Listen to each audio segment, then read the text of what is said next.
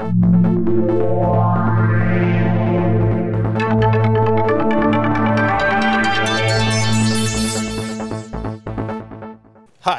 my name is Paul. I actually am Russian native, came here from Australia. I have a lot of questions about if kangaroo are dangerous or not, but I want to tell you about the real problem in the world. This problem is actually connected literally to everyone in this room. There was a research from Kellogg School of Management that the company who has the excess inventory, they are valued almost 40% less than the company who has not. And interestingly enough, it doesn't matter if this company announces the fact that they have excess inventory. So basically, for those companies who have excess inventory, sometimes it's much more profitable to get rid of this excess inventory free of charge or whatever. And we all heard this example of the winery in the morning who are actually doing this. And let me draw your attention to one industry where is a natural excess inventory exists. It's a travel activities. In fact, 32% of their inventory is excess. And in fact, 99% of the company have this problem in this market. The problem is there is no channel to utilize this inventory very effectively. So we come up with a solution. The GoFair is an extra distribution channel for them with a name your price model. The way how it works, the customer come and name the price for the activities. They commit to pay the price if it's accepted. Vendors have 24 hours to accept or decline it. And what's the beauty? The beauty is that it's all non-public and risk-free deals. So the vendors who is working with GoFair, the most important stuff that they're getting from us is a real demand data. Suddenly, they start to discover what actually their customer wants to pay for their product. And on top of that, there is all of this sweet cream like yield management, customer acquisition, loyalty, and retention. This is our MVP. If you go to www.gofairtours.com, you will see the list of activities available in your region.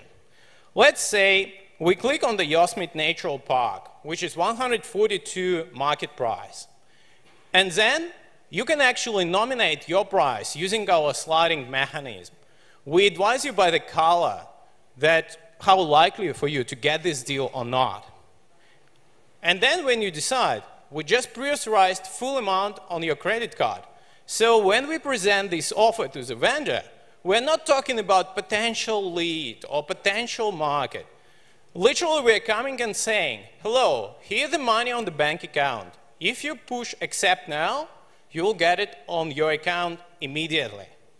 In fact, we have tested this one on our local market in Australia. We have 82% acceptance rate from our vendors. We were able to generate during 3 months more than $40,000 in revenue, and we sold more than 600 tickets. The market opportunity is really huge here. The addressable market in US only is $20 billion. And remember, third of it is excess inventories. The only one company who tried to play in this area is actually Groupon. And everybody agrees that the Groupon have a questionable business model. We can generate much better outcome without devaluating the product. We have a team of professionals from the travel industry, from the IT industry, and from the sales industry. And our advisors are from well-known travel brands like SeaWorld. So this is really feedback from our customers, from both sides of customers, actually. What's important is that we get the natural and organic growth in the vendors. They're approaching to us and asking, how can they be listed on our platform? And we love to develop this one for them. So we have everything to be fundraised.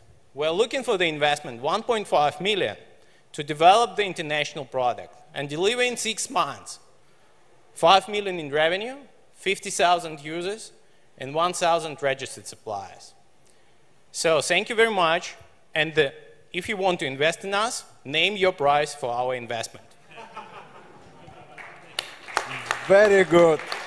Thank you. Now it's time for questions, please.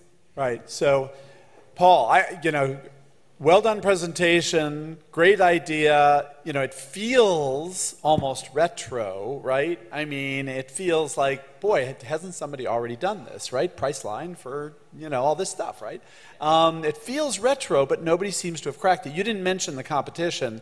I assume people have tried, but actually the question I have is, walk me through the economics of this. So you got to pay to acquire customers, you got to process, you get conversion rates, you didn't tell us what your percentage of the take is, and then, upsell, cross-sell, resell, whatever. Tell us about the economics. So our vision, we want to concentrate on the single revenue stream, and our vision is to get 10% cut on every transaction happened. You say that's a vision. Yes. Why isn't it a reality? Because in reality, I tell you, we did this fairly small test. And we actually tested multiple approaches on this test. So basically what we did some crazy thing. We did a hidden commission. So hidden cut, hidden transaction commission. So basically because... You didn't show the vendor the real price. Yeah, because when we come and speak with the vendor, actually we show to them, this is how much you will get. Sometimes we ask only for 5%, sometimes we ask for 50%. And it's happened. And imagine why we're asking 50%? Because they're selling to Groupon with 80% discount. So it's worthwhile for anyhow. But I think, and my vision is actually that at the ideal world, it will be 10% cut on the transaction. Okay, so what do you think, what's your cost of customer acquisition and, what's your... So we have two sides actually market. So we have, for the user acquisition, our costs vary from $5 to $25. And our average deal value is $400. So with 10%, we're earning $40. So it's good economics for us. And from the supplier's point of view, it's a different story. There is two types of suppliers on the market, 1-tier and 2-tier. 1-tier is difficult to get. 2-tier is really easy and almost zero cost of acquisition. So on supplier side, it's varies. Okay, and now are you integrating right into their e-commerce page, or are you doing... or are you doing a separate destination? Yeah, so the beauty of our system is that it's a booking engine, and we are saying that we have 24 hours to actually come back to you. So there is no need for us to integrate into your existing system. We still have this time, there is no need for immediate answer to the customer. So we have this time, and right now it's everything working as a standalone. Of course, we are getting requests if you can integrate, and it would be nice if we can just do it internally. So we probably will integrate with the majors if we grow fast enough and big enough, when we grow fast enough and big enough. Hi, thank you. I think it's an excellent idea, by the way, to not disclose the commission, to just tell them what they're going to be getting. I have a very simple question. What is protectable in here? Yeah, the question is really, IP can be protected. So basically, Priceline owned the patent for the US for the name your price methodology in the flights and everywhere else. It's probably worthwhile to do, but our vision is that actually it's a first mover protection. So the one who... Huh? So there is nothing protectable, it's just first mover advantage. There is possible for protection, it's just our vision not to protect it and go first, because the suppliers actually, the vendors, they're tied under the multiple offers from multiple companies. So, and we provide to them so valuable product, we believe that if we are the first movers, we will gain the market share and it will be really hard for second one to come. Do you have a focus of sort of, do you want to be in Hawaii first and get everything in Hawaii? Do you want to be in, I don't know what your examples were, sort of amusement tourist locations. It seems important to get an initial focus, whether it's a segment, a geography, something. Yes, sure. So what we've done actually, we are now testing in multiple locations in the world to answer ourselves this question.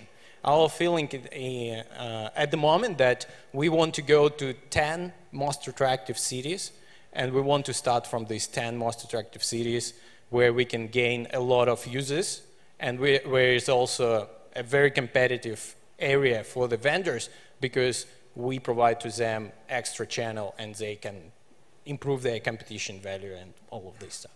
I mean, on another level, it seems unattractive to vendors, because if somebody would have bought a full price ticket, of course, now they're not. So I can see in a very competitive space, say, you know, movie tickets or travel, why airlines might cannibalize each other. But if you're like the only bus company in town, you probably don't want to do this, because they can't take the bus if they don't go on you, and you're probably going to sell a lot on these that you would have otherwise had people. Yeah, that's true. So, and we're coming back here to the problem. The natural problem of the industry is excess inventory. I mean, yes, the bus is running, but in the morning the bus is running half empty, and it's the same bus at the same cost, and you're still paying everybody. So the question is actually that we are not cannibalizing on existing market. Whoever is going on the bus, they will go over there. But we actually increase the market because there is plenty of people who actually would go to the bus if they have opportunity. And actually, the next problem, just to give you an example. Okay, so the next problem is that this industry is not flexible enough. In the flight industry or in the hotel, where all this dynamic pricing exists, they can adopt their pricing and they can find this match easily.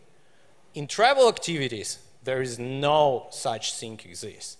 So they cannot change this price without actually damaging their business. And they're too afraid to do anything because, okay, if it works, let it work. So we open to them much wider opportunities.